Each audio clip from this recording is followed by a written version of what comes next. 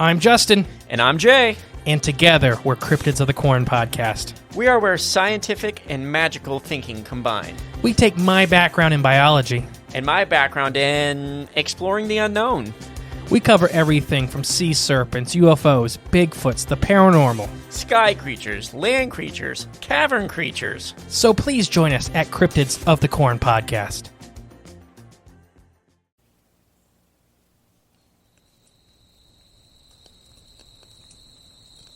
Gather around the fire, my friends.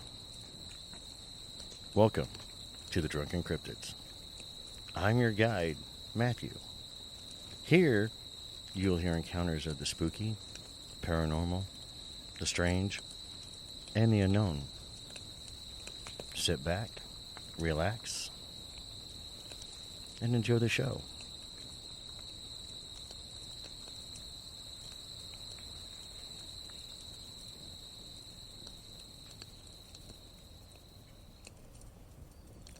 It's showtime.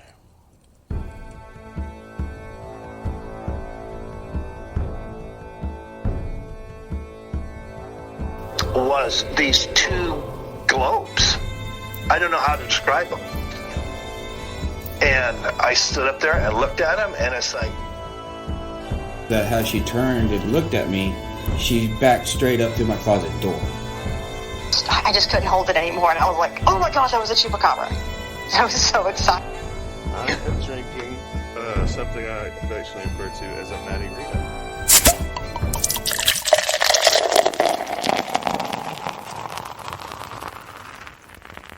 The Drunken Cryptids. I'm your host, Matthew Wharton. And of course, sitting across from me tonight on his phone already is the infamous Jacob. Like, you put his phone down. What's up, y'all? We got Jacob to put his phone down. And but I do want to give a quick shout out tonight to blademedia.com. Thank you, Dylan, for all the hard work you've done on the logo, everything you do in the background. I can't wait to see the new website when you get it completed. You know, the website is going to be under construction, folks, so keep your eye on it. We're going to have a new one set up. We are going to be at the Arkansas Paranormal Expo this October 26th and 27th. I can't promise you the 27th, but I can definitely guarantee you the 26th. We will have some t-shirts available. I'll have the equipment there as well. Come out, meet me and Jacob. Talk to us. We'll have the kiddos there.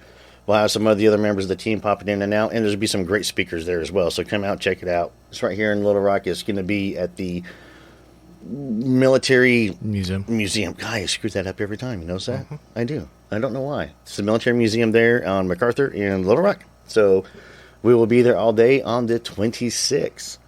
Let's see here. Any other events coming up? No. Well, by the time this episode airs, there will be a special announcement made with Cryptids of the Corn. Oh, yeah, too. I know, but I can't really say that just yet because he hasn't made the flyer or anything. Yeah. But, you know, by the time this episode airs, this is, wait, it's doing it next week. No, okay, never mind. Yeah, this will be airing. This is airing on Monday. Yeah, next week. See, Robert, I told you everything's raw and unscripted. This is how we do it here. But no, right. Let's see here. And, of course, I got to give a shout out to Tommy and Gunner. I appreciate you guys. And, of course, Chris, lead investigator out there, Tony. I appreciate all the hard work you guys are doing with the investigations and everything that's happening. Tommy, I appreciate all the hard work you're doing. I know you got to put up with me a lot. And for that, I apologize because everybody gets the nice version of me and Tommy gets the Sergeant Orton version of me. And, of course, I got to shout our guys down there at Nevermore Hollows. Chris Allen, I love you. You guys, if you haven't checked out Nevermore Hollows, the podcast, you need to check it out. It's a really, really great concept of a show. It's a story. It's an ongoing, never-ending story. And it's awesome. I can't say enough about it. And, of course, let's see here. What else I get a shout out to? We don't talk about Kyle enough. No, we don't. So on the outro music, everybody, is a good friend of mine, Kyle Anderson. He's a really great, talented musician. He does a great job. He wrote some songs some years ago, and when I was starting to do the podcast, I knew that I wanted his music to be on the outro, and of course, he said I can use any song that I want, and I love that King of the Roll song. I absolutely love it. I will actually jam to that from time to time. But check out the links for that one, you guys, in the description as well. But me and Jacob recently went with Chris and, of course, with Todd Neese, and we went to the Arkansas Bigfoot convention up there in Valonia/Conway. Mm-hmm. And got a chance to meet Robert Swain, the guy who's been setting this up. He's been working this behind the scenes for a very long time. Robert was, he's the director and founder of the Arkansas Primate Evidence Society, i.e. APES. I like that, APES, APES. See, that's what we should have gone with for the, the mascot here in Arkansas instead of a Razorback. Should be like the Arkansas Apes. I kind of like that better. Have like a big Sasquatch on the helmet. See, that would look a lot better than the Razorback. See, I'm going to get hounded for that one right there. We are Razorback fans, though. Yes. Woo Pig Sue. We just beat Tennessee. Check that out. Number 5. Yeah. I don't know who we're going to beat this week. No, LSU this weekend. No. Yeah, LSU on Saturday. That's going to be a good one. It's going to be a great game. And, of course, now he also had a book just recently published as well, The Arkansas Bigfoot. It's a look at the wild man in the natural state, and it just came out, and I haven't got my copy in yet, and I am ordering one as soon as we get done with this episode. But without further ado, you guys, give a great Drunken Cryptid welcome to Mr. Robert Swain. Robert, how you doing this evening? I'm doing great. Thank you for having me. Oh, thank you for coming on. Sorry about my dog. He gets excited. Apparently, he's excited that you're on the show, too. Well, that's all right. my dog's ears will perk up, too. So there you go. And have you ever, speaking of dogs, have you ever played any of the Sierra sound around your dog? Yeah. We had one dog one time that would leave the room. Yep. Same thing. Another dog would just lay there like nothing was happening. So who knows? The first time I'd played the Sierra Sounds, it was in my apartment. It was last year, and I played it out loud. And my dog perked up and was staring around, and his tail that normally wags and stands up was not. It was drooped down, and yeah. But he's heard it so many times now throughout play it, he'll just kind of like walk off.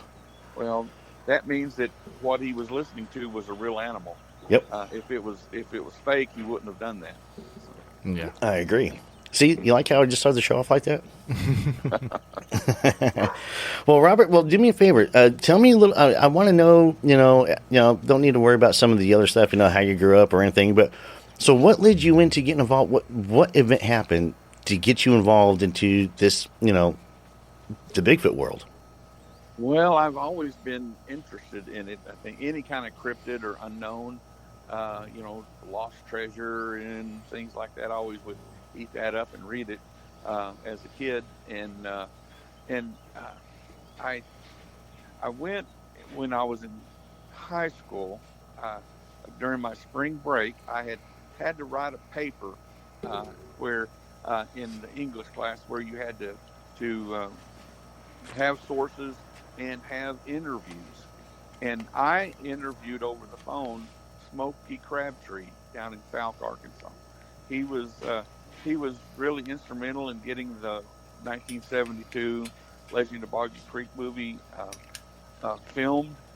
He was the go-between between the director Pierce and the local people. And in that movie, the local people are portraying themselves. A lot of them are, about what happened to them. And it was all because of Smokey. And so I called him, and we had a good interview. And he invited me down to visit Falk and to see him. And so on my spring break, on my junior year, I went down there, and he took me all over the place. That was so great. He showed me where all these things had happened and all. And I just finally asked him, if I wanted to see one of these things, where would I go? And he pointed about 100 feet up the road. He goes, see that place right there by the pipeline? If you want to see one of these, I'd camp right there. And that's what I did that night. And I was going to be there 3 or 4 nights and do this Bigfoot investigations. But that first night I scared myself silly. Every noise was something that was going to come and eat me. and finally, I did hear some vocals, and I should have not done that when I was so young, and especially by myself. So I left all my camping stuff there, and I got in my car and I drove to the Monster Mart, and I slept the rest of the night in the parking lot of the Monster Mart there in Falk. The next day I went back out there. My ice chest was about 50 feet from where I'd left it by the tent, and it had been full of wrapped meat and things like that, and all of it was gone. but there were no wrappers anywhere. If it would have been a raccoon or something like that, even a dog, it would have just torn into the packages and ate it there. But everything was gone. So I think I had some activity that night. But man, after that, I said, this camping stuff is not for me. And I became an armchair squatcher for years. And I would read every book I could get a hand on, and I would watch every documentary or every movie. And I was just an armchair squatcher. And when my boy, I got married and I became a minister, and we became missionaries overseas for a while. And when we were back in the States, and he was probably 7 or maybe 8, it was his spring break, and we needed some father-son time. And so we looked at a map, and he pointed out the White River Wildlife Management Area below Helena. And we went there to camp, and it wasn't a research event at all. It was a father-son camp out, and we were at Alligator Lake down there, and he was asleep during the middle of the night, and I woke up and I heard rock clacking for about 30 to 45 minutes, and we had driven around dusk, and there was nobody else in there. In fact, the only person we saw that whole weekend was a warden or a game warden that had come through, and that was the only person. And so I was laying there thinking, man, where are they getting rocks?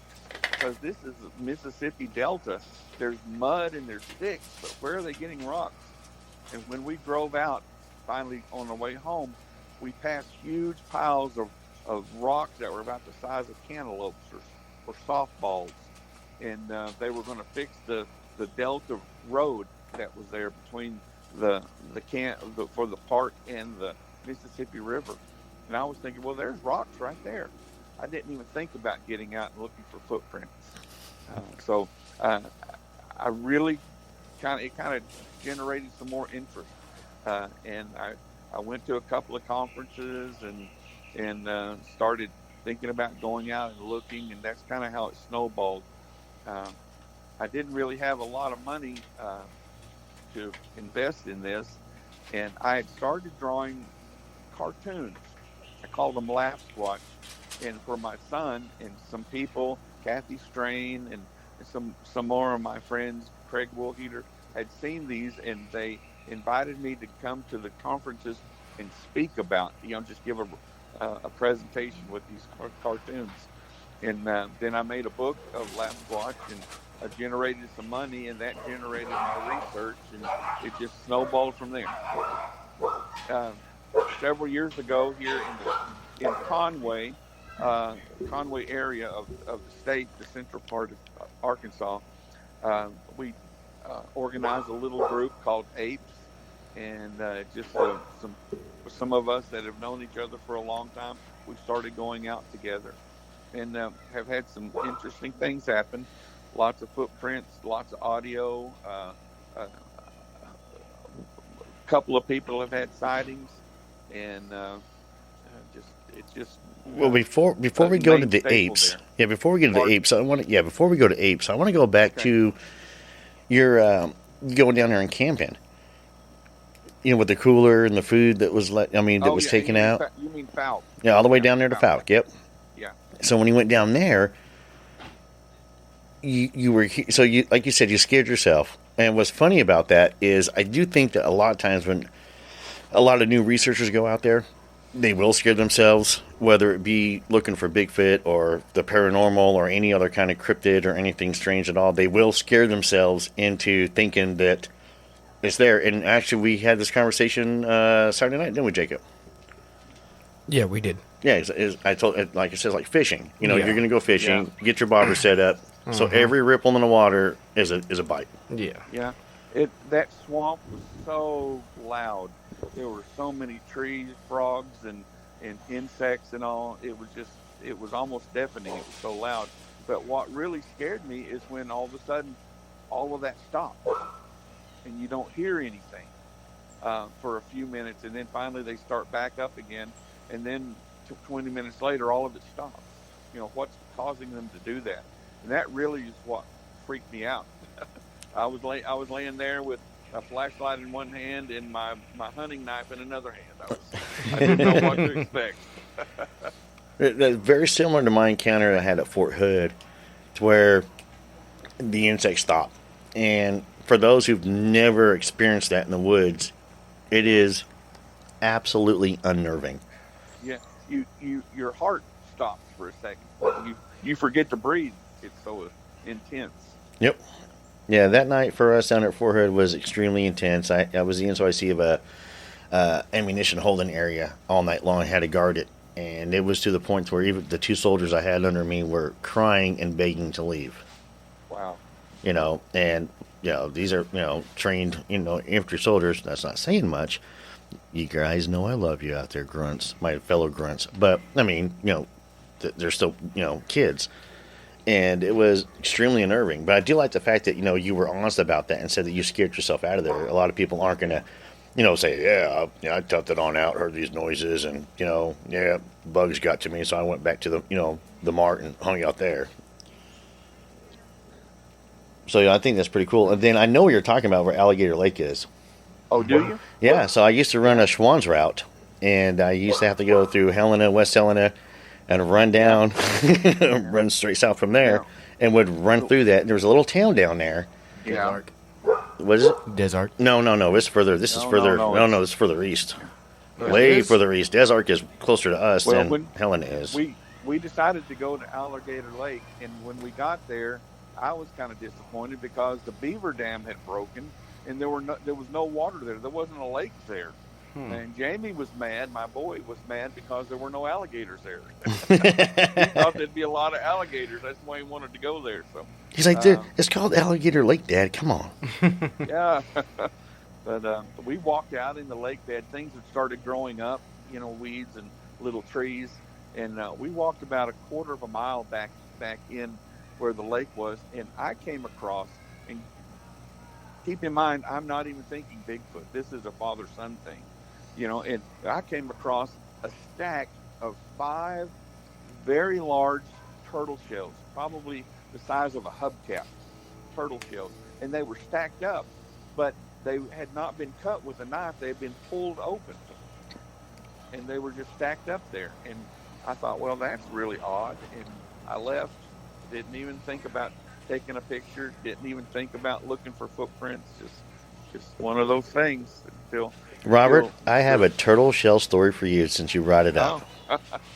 So we had this awesome investigation area that happened to fall into our lap this year, and found a structure. I posted some of the pictures on the Facebook page last week. I may kind of keep it under wraps and stuff, but posted some of the pictures of the structures and some other things that we had encountered.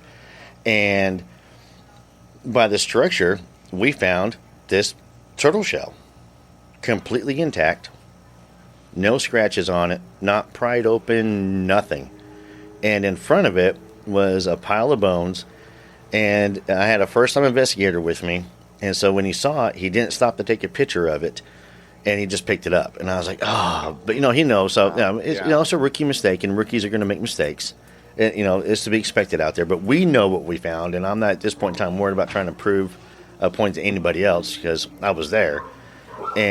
But yeah, and it's it's near a pond, but not near a pond, if that makes sense, where it would take a lot for this red ear slider turtle to make it there. Right. There was no reason for that turtle to be there.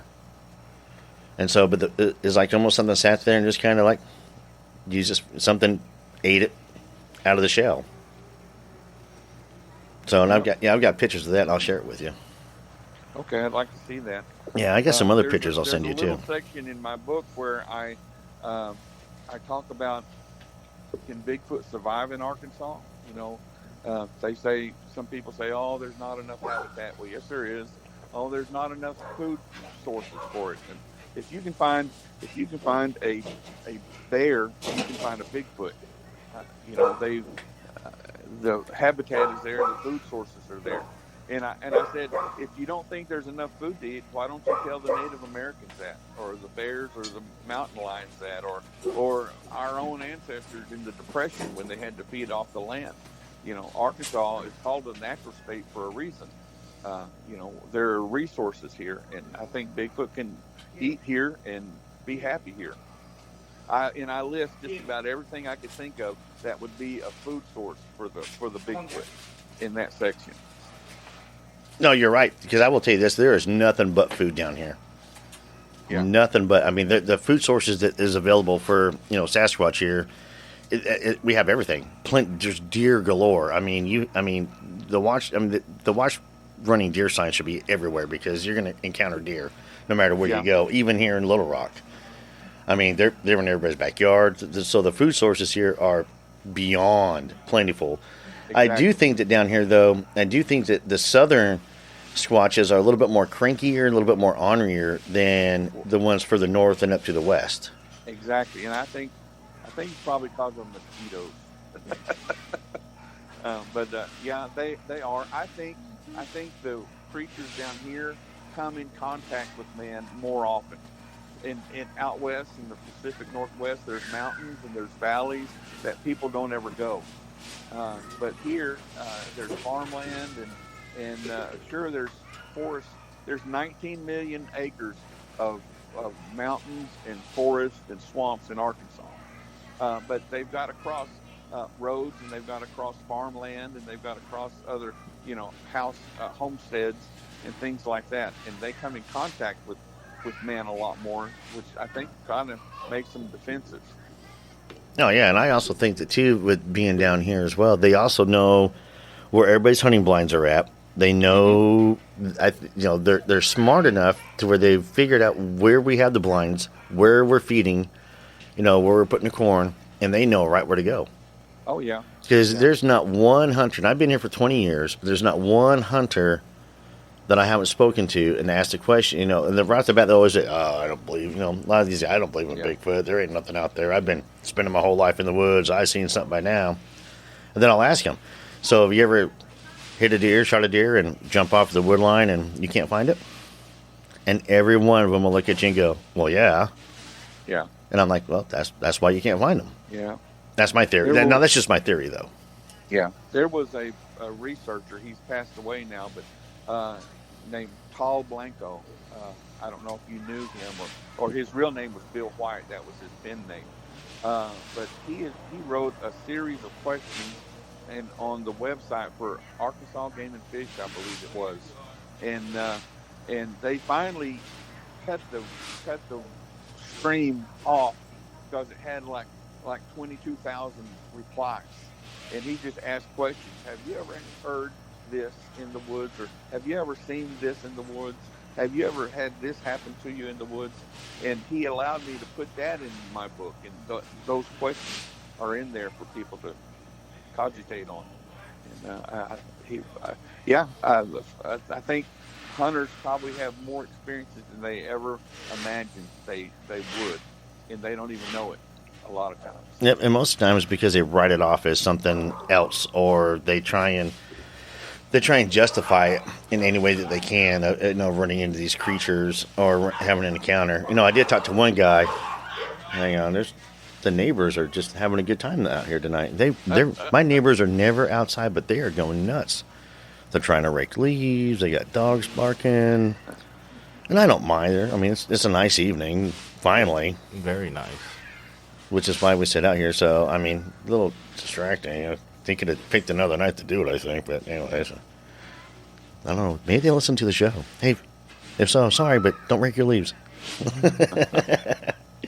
But, no, I do think that more hunters have more encounters, but they realize. And the one hunter I was talking to, he did tell me at one point, this is outside of England, actually, England, Arkansas. And he said he was down there hunting, and sure enough, he saw something stick his head up from the wood line, across from him. And at first, he was thinking the same thing. He goes, why is there a guy over there? That's what he told me. He goes, and then it dropped right back down again. And it took him a minute to realize, well, that wasn't a person. And he was just dead. He goes, I said, do you want to come on and talk about it? He goes, nope. And I think a lot of guys are just more afraid to open up about it more, than they should be. I know I'm bringing my book up. I want you to bring your book up. You just had it published, Robert, so we're going to promote your book. Right. in my book is listing over 1,100 Arkansas Bigfoot encounters. Almost 99% of them are sightings, but 1,100 of them.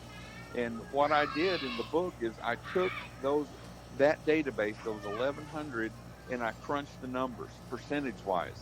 And I asked questions like, what are they seeing? How tall is it? What color is it? And based upon this database, I've got percentages as the what color it was or how tall it was, and what was the witness doing at the time. And 50% of all of the sightings there were hunters. 50% of them were out in the woods hunting, and they had these experiences. That's crazy, because that's who I want. I mean, the hunters out here are the ones who are going to have more than encounters, and that's awesome that you were able to get, out of those 50% of those sightings being hunters, because I know a lot of these guys are keep it close to their chest, and if they do talk about it, they'll pull you aside. There was I was hanging out, me and Jacob were hanging out at this establishment last year a lot, and when everybody was finding out what I was getting ready to do and start, a lot of people chuckled, and then slowly but surely, one by one, they would come over and talk to me individually and go, I think I saw something one time. Yeah. And it just felt good just to tell you, just for a 5-minute story. Yeah. And get confirmation that they weren't crazy and maybe there's something out there. But they certainly didn't want other people to hear them talk about that. That's true. Yeah. Because as open as it is now, as commercialized as Sasquatch is, what people have in their yards, signs in their yards, silhouettes in their yards. I mean, you put Sasquatch on anything, it's going to sell. Mm-hmm. Yeah. And it's still a taboo subject. Well, it's a big difference between being a believer and being a knower. I know when I had my one sighting, I really struggled with that. And that's why I tell everybody too, your first encounter with these things will absolutely unnerve you. Yeah. And it leaves an impression on you. I mean, I know it did me. And mine wasn't a Class A sighting. There was something there, and it was big, and there was more than one. Wow. And it was throwing, big rocks and breaking logs. And it was on guard duty. And it took me forever to figure out, and it only could, and I remember it was after I got out of the service, and I was watching a documentary, and they were talking about these rocks being thrown. And I remember I was laying in bed, kind of half asleep, half listening to half watching it. And I remember sitting up going, are you kidding me? And I was entrapped after that. And it made me, I sat up for the rest of the night, most of the night, going over those events in my head from 2002 into what took place. And then, and of course, even when you do go out researching and you are investigating and you are looking for it and something does happen, it's a good adrenaline rush. Yeah. Like 2 weeks ago with Jason Kinsey, we had something. We had a couple things happen that night. So, and one was really, really, really, really, really close to me. And I about jumped 10 feet in the air. When I had my sighting, it was in Oklahoma, eastern Oklahoma. I had been to Stillwell to speak at the symposium, Oklahoma Bigfoot Symposium. And it was over with. Everybody was leaving, and I was driving down this gravel road, and lo and behold, here comes something in daylight walking across the road in front of me. 3 steps, and it was gone.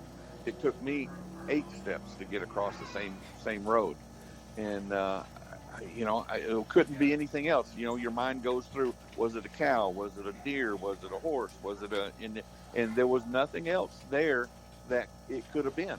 It was on 2 legs. It was huge. It was probably 9 feet tall. The next day we went back and cast an 18 and a half inch footprint where it had gone up into the trees on the other side of the road. And then, I was all excited about it.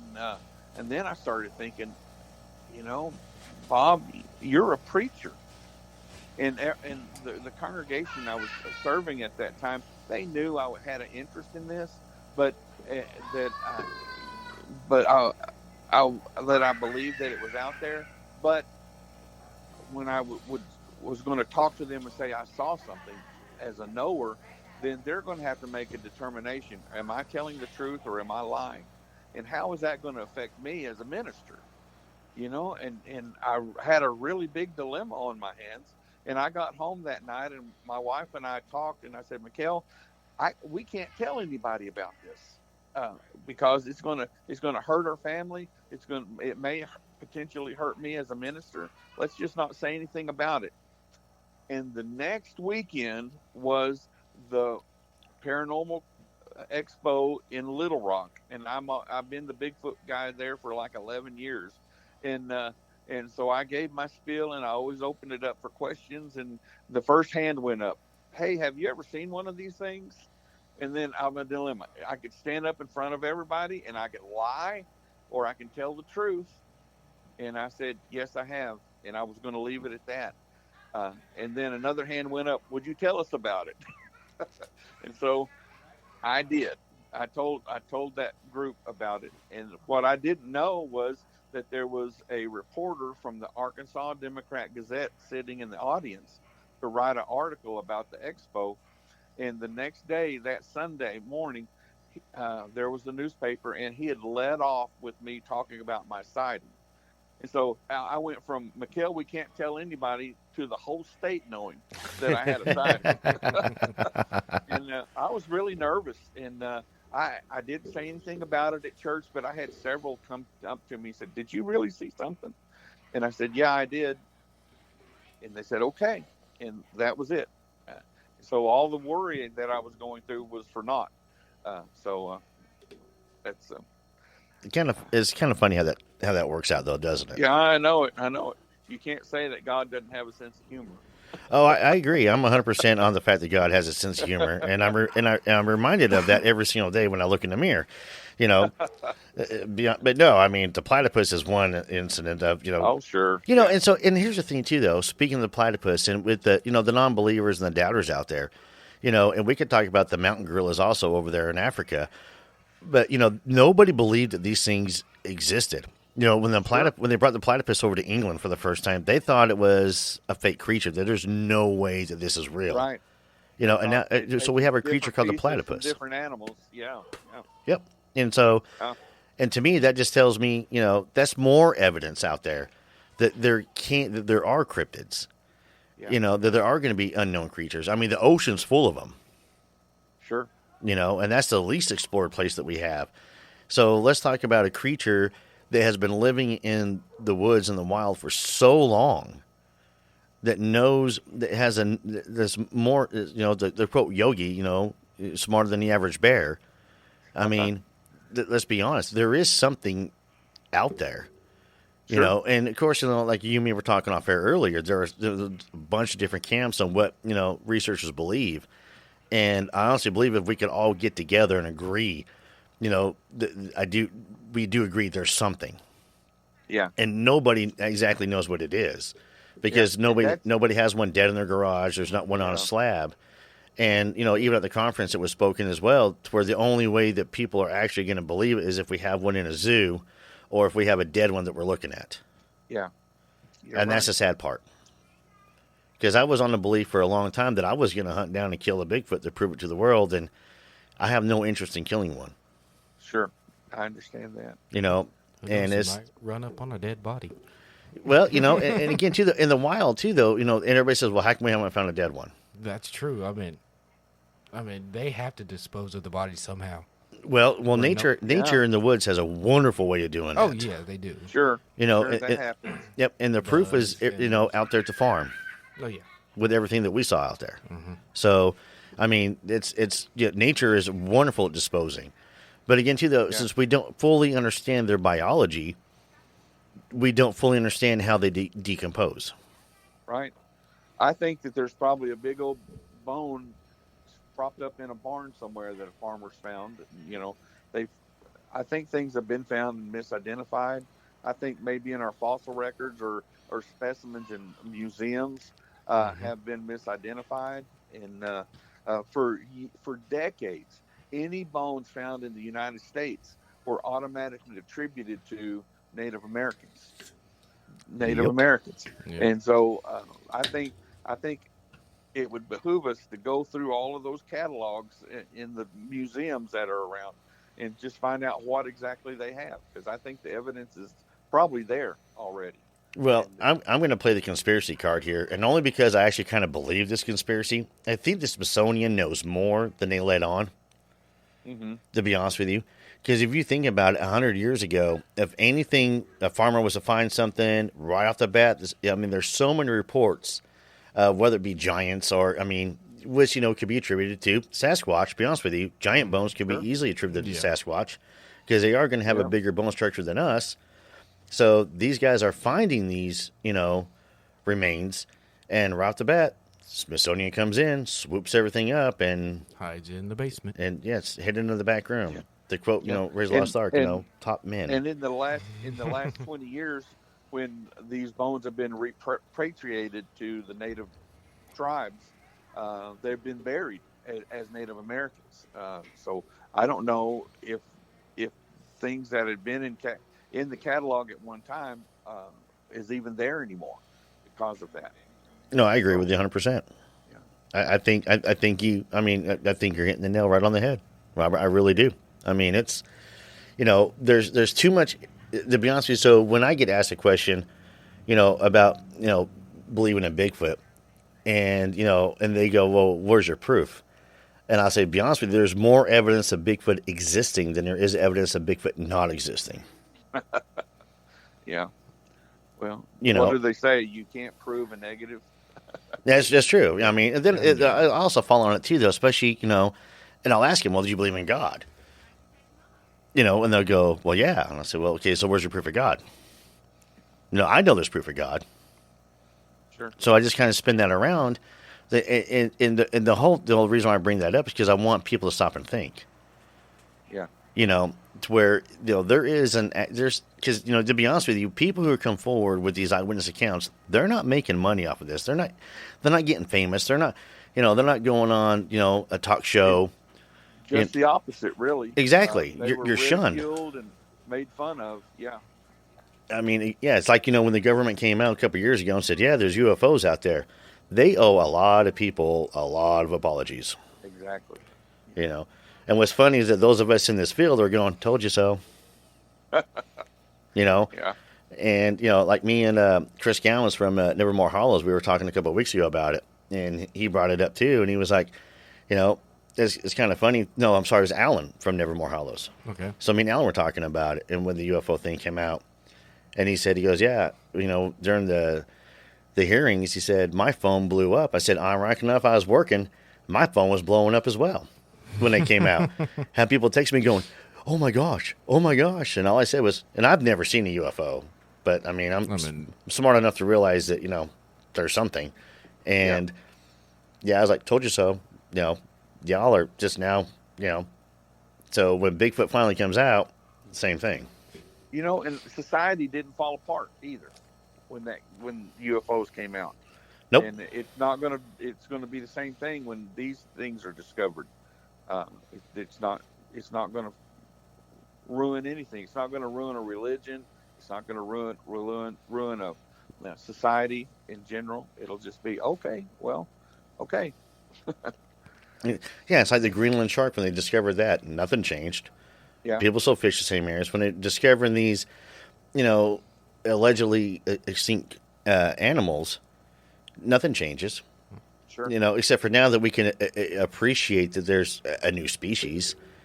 And, and I don't think, I think that more people are naive to not believe that there is some sort of, and I'm going to use the word magical because I think that all of nature to me is magical. How everything works to me is magical. And, as I've said before, I don't want to live in a world without that magic. I don't want to live in a world without that wonder. I really don't. And, I've said it before, and, you work in the ministry, I think it's something to appreciate. God did give man dominion over the land, over the earth. This is for us. God created the earth for us. And this is for us to enjoy. This is for us to be a part of. And he gave us dominion over the creatures as well. And I think that, with Sasquatch and with some of these other beings and stuff that are out there, these are the wonders that we're supposed to to wonder. Throughout ancient history, all the way back, there's stories, there's written accounts of these beings. Sure. Yeah. You know, and Sasquatch is on every continent, different names. They've even had sightings in Antarctica. Oh, really? I didn't know that. Yeah. I didn't know that. That's interesting. Yeah, I was just saying, I was like, well, 6 out of 7 continents, that's not bad. And then, I got hit with a fact of, they spotted some sort of creature down in Antarctica, but since it's Antarctica and all they have is penguins and seals and whales that come through there every once in a while, nobody really believes it. I'll have to look that up. That's interesting. Yeah. So, but on all 7 continents, there's, a sighting of, a big, hairy type creature. And it goes into like what we were talking, about the fur earlier. You think about the Yeti is, up high in the Himalayas where the area is white because of the snowfall that never melts. So, of course, it's going to be a lot lighter color than we're going to get over here in North America. Yeah, you're right. So let's go back to your apes thing because that fascinates me. Okay. So what inspired you to get apes started here in Arkansas? Well, we had a group going a long time before we ever came up with a name. And I had been speakers at different regional Bigfoot events and all of that. And I would talk about my group and a lot of people would say, hey, well, what's the name of it? And we didn't know. We didn't have anything. And so we sat down one day and figured it all out and just came up with that and made it. And it's really small mom and pop group, but at least we have a title that we can talk about. We covet other people being interested in this, and if they want to be a part, they're welcome to come out in the woods with us. But it's just a small group here in Central Arkansas. Primarily, we look in Faulkner County. We've looked in White County. We've looked in Saline County is one of our main spots. There's just so much happening in Saline County. See, I've got a lot happening in White County. Yeah, there is. Yeah, I mean, to where there was one solid month there. I mean, it was almost, Jake, it was about every other day or every 3 days we were getting a report. People weren't coming to talk, and they didn't have enough to talk about on the show, but they wanted to tell me that they saw something or this happened to them.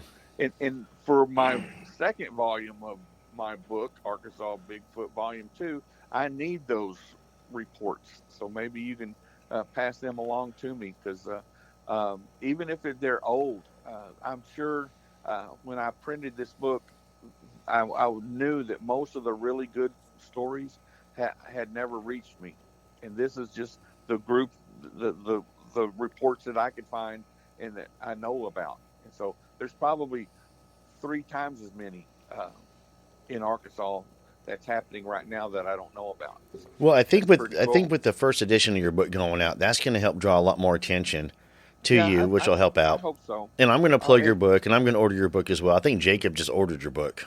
Oh, cool. So while we were sitting here he was on his phone. Contact me on about the author page, and there's you can contact me, and I would love to talk to you. And I have not used people's names in these 1,100 sightings. I think that their privacy is important, and I didn't want people getting this book and harassing people about this. So I think because I have put the original reports in there where they can be found, they can find out who this is. But I didn't want them to come from me. Well, I can give you a report personally right now. And it was about a month and a half ago. Oh, yeah, I remember that. Outside of Bald Knob. Yep. Saw something 75 yards away. He got shocked. And it was... Yeah, it was a day. It could... I can't say a Class A sighting because, again, it was there and then it wasn't. Right. In a matter of about 8 seconds. for me to try and zoom in on, look through the scope, and where there's a branch perfectly where the scope was set on it was annoying. And so I switched the iron, rotate the iron, rotate back to the scope. All within about 8 seconds, it was gone. And there's enough time for me to say, WTF is that, and to the team around me, and they all stepped up. And this is outside of Bald Knob. So there's a sighting. 2024. That's cool. I don't ever claim it because I can't say for sure what I saw. You know what I mean? But I saw something. Sure. And I have had instances like that. One night when we were up on Deer Run, and I was looking through the little first generation night vision that I had, and you could see the silhouette of the hill next to us, and there were 3 cedar trees up there, smallish kind of cedar trees. And I was panning around, and about 20 minutes later, I did it again, and there were only 2 trees up there. So, yep, whatever was up there, is it a Bigfoot? I can't say that. I didn't see it move. I didn't see legs. I didn't see it. Just was just the shape of one of these cedar trees, and then all of a sudden, the tree was gone. So either there's an ent out there from Lord of the Rings, or it was probably a Bigfoot, but I can't claim that. Yeah, and I know what that's you're saying. Yeah, exactly. So, and I'm that honest guy. I really am. To where I have a lot of integrity, and to where with my research and my investigations, and I tell my guys this, we're going to be honest. If we go out somewhere and we don't get anything, we're not going to generate something to say that we saw something. Right. That's not going to happen.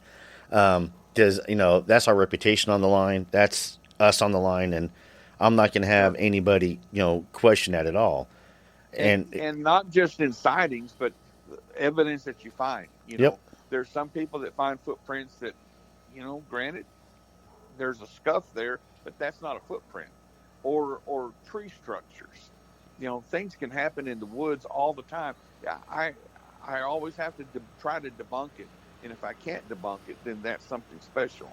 But I always try to throw out things before I accept everything as Bigfoot. Yep. So the structure that we found, you can tell the backside, the limbs were woven together. Yeah.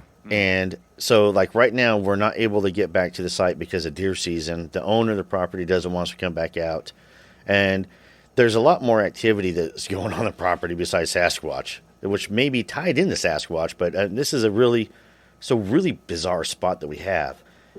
So and that's at Bald Knob. Huh? That's outside of Bald, yes, sir. Wow, cool. And it's the neat thing is that when we talk to Wendell, the Arkansas boys and those guys over there, they the Arkansas Bigfoot cartel, they're investigating areas right near that one as well, and so it kind of helps collaborate. And now we didn't know this until we started the show. Honestly, so when we started talking, the show episode dropped last week. We didn't know that how close we were to each other in our investigations, and but they're same thing too. Though they're locked out now until after deer season as well.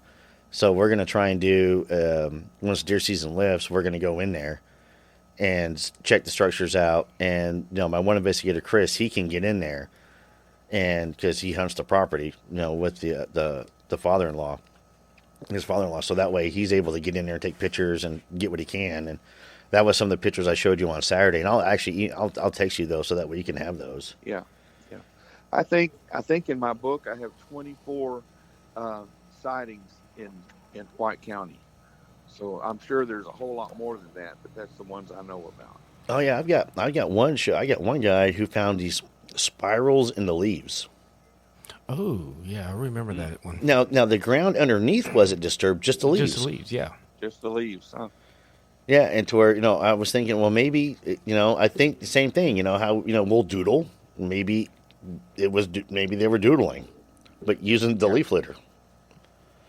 And I think a lot of times we miss that stuff. Yeah. And this past weekend at the Arkansas Bigfoot Conference, I had a conversation with a man that lives locally. And when he was 13 years old, he went squirrel hunting with his uncle.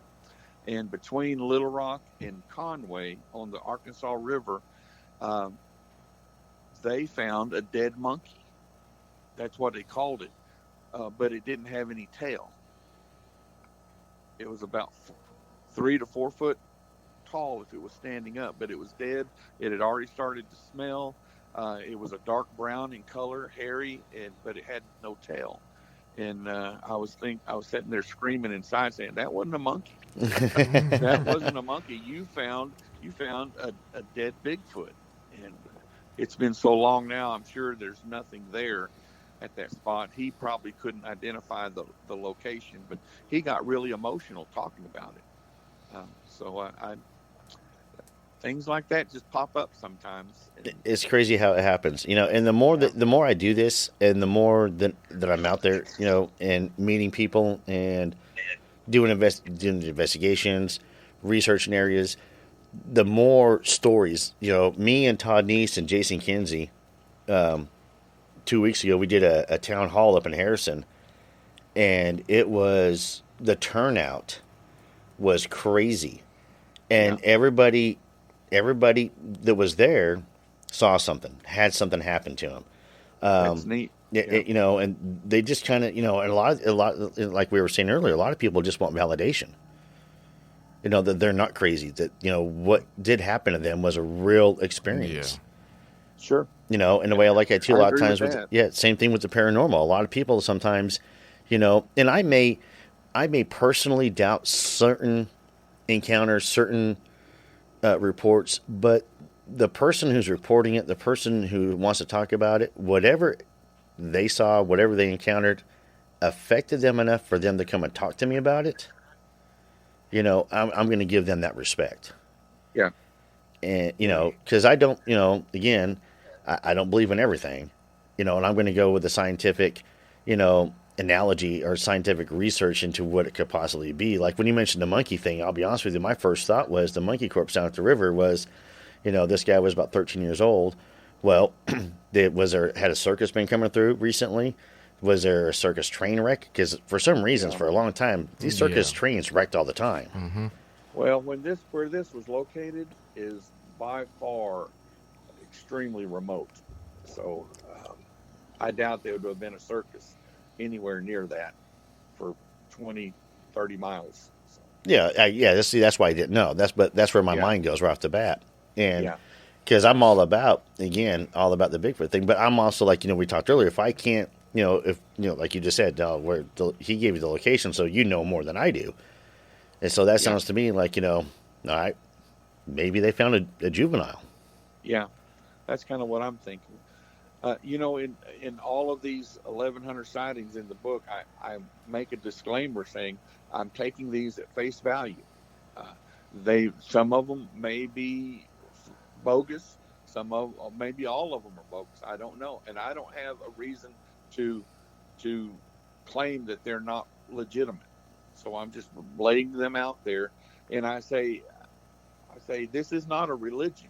I don't have to convert you to believe that there's a Bigfoot out there.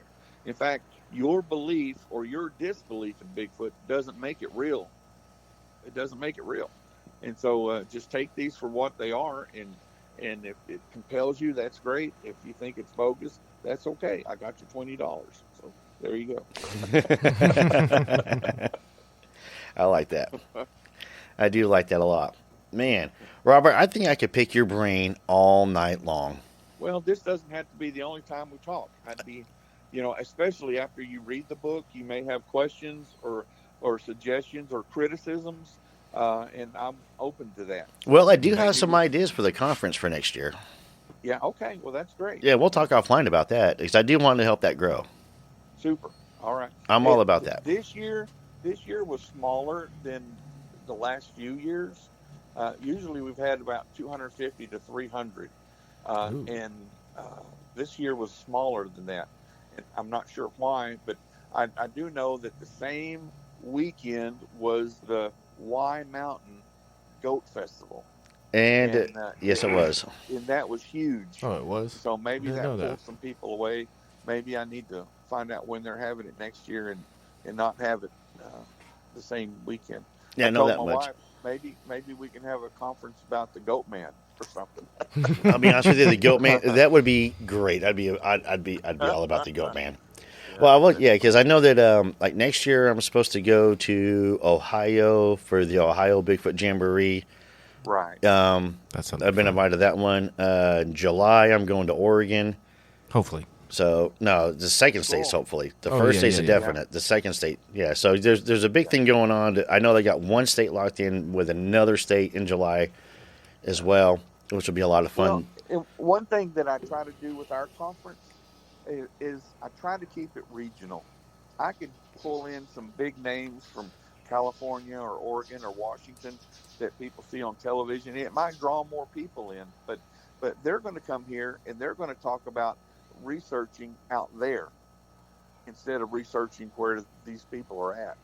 And so I try to find regional people that live in the area that are experienced in researching Bigfoot in these like 5 or 6 states in this area, and have them come and speak. And so I kind of keep it regional in that regard. No, that's pretty awesome. Well, the bonus is that Todd just moved here. And yeah, that's great. We've already started researching. The sad part is we're 3 hours away from each other. Yeah. And to where he's already been trying, and I know, Todd, you're listening right now, and Todd's already trying to convince me to move to Harrison.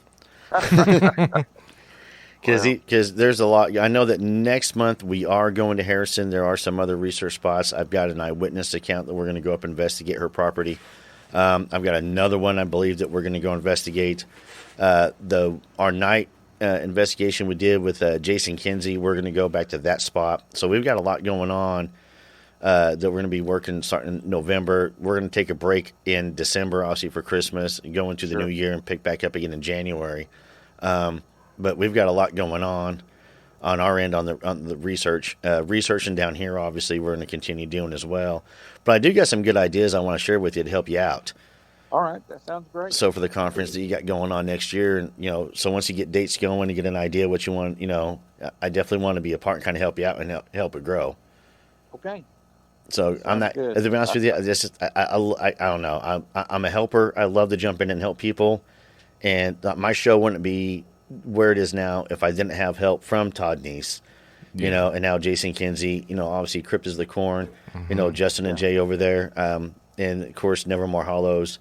Eric from Uncomfortable. I mean, those guys, those podcasts right there, for some reason took a liking to me and just jumped up and they're trying to pull me in with them, and I appreciate that. Well, you're a likable person. Yeah. Jacob, no, I'm not. You're like the only person that says that. Everybody else is like, no, he's really an asshole.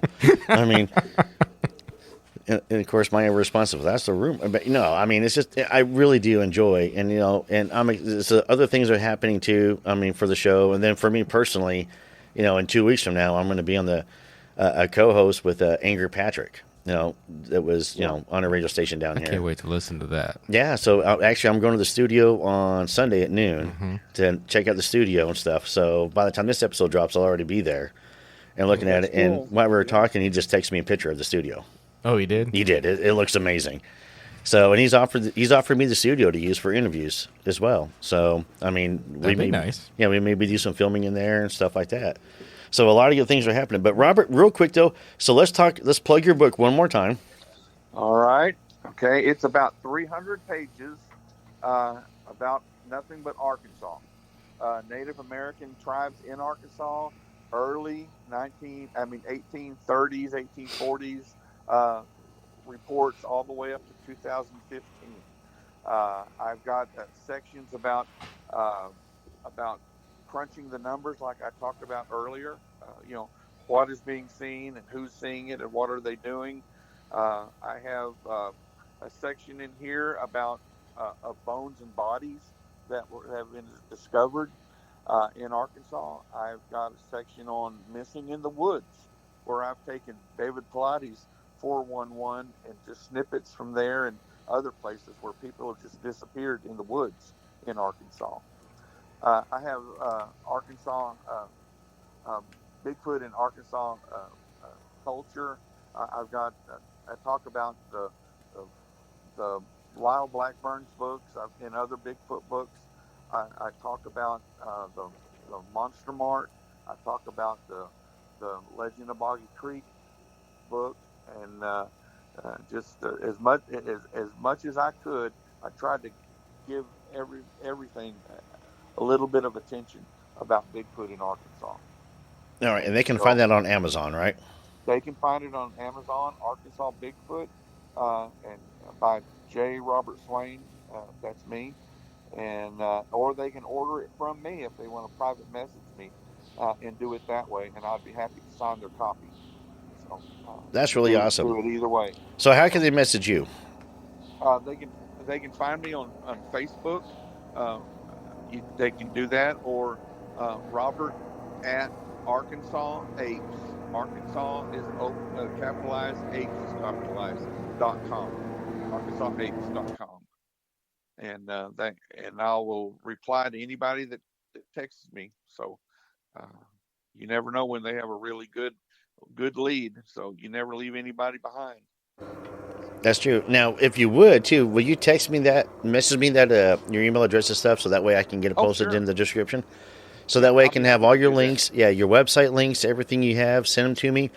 I get them all posted in the description for everybody to go ahead and check it out.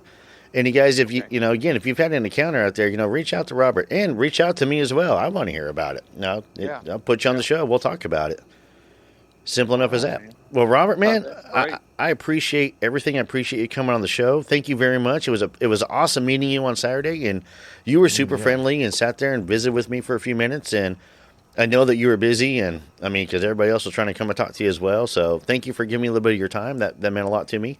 Not a problem. I was glad you're there. Yes, sir. And of course, I'll be there again next year, time permitting.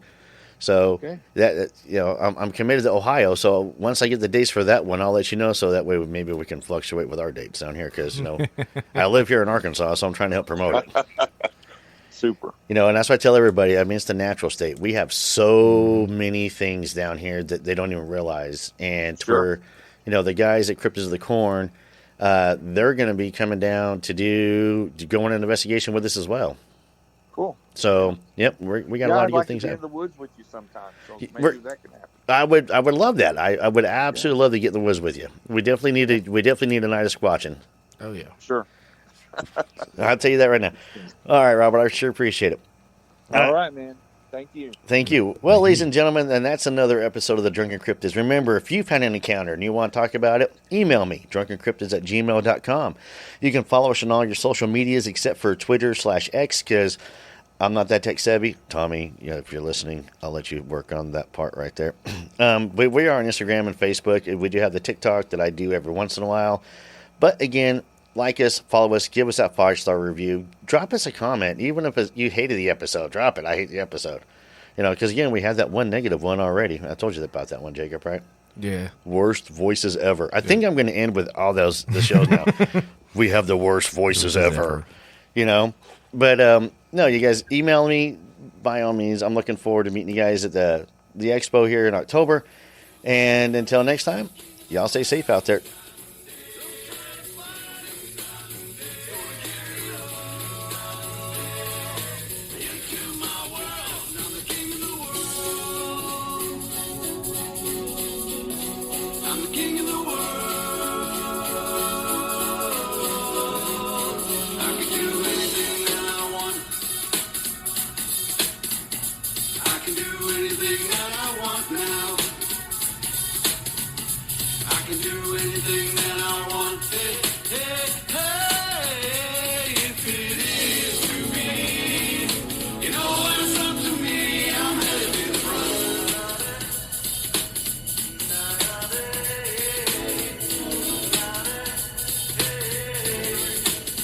I'm the king of the world.